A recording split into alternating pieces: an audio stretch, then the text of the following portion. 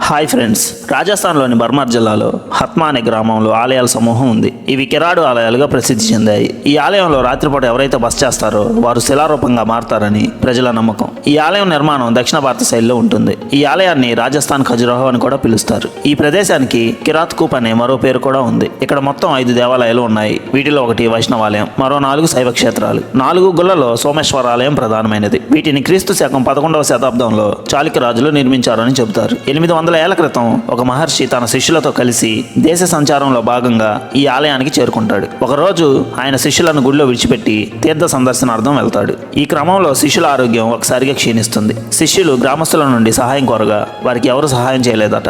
అయితే శిష్యులకు ఒక మహిళ మాత్రం సహాయం చేసిందని చెప్తారు. ఈ విషయం తెలుసుకున్న మహర్షి కోపం వచ్చి సాయంత్రం తర్వాత ప్రజలంతా రాళ్ళుగా మారతారని గ్రామస్తులను శపించాడు. అయితే తన శిష్యులకు సహాయం చేసిన స్త్రీని మాత్రం సాయంత్రానికి ముందే ఊరు విడిచిపెట్టి వెళ్ళిపోమని వెనుదిరిగి చూడవద్దని చెప్తాడు. ఆ మహిళ కొంత దూరం వెళ్ళాక అత్యుత్సాహంతో వెనుదిరిగి చూసిందట. దాంతో అక్కడే శిలగా మారిపోయింది. ఇప్పటికీ ఆమె విగ్రహం హత్మా గ్రామ శివారులో కనిపిస్తుంది. అప్పటి నుంచి ఈ ఆలయంలో చీకటి పడితే మాత్రం ఒక్క పురుగు కూడా ఉండదు. ఇప్పటికీ ఆ ఆచారం అలానే కొనసాగుతుంది.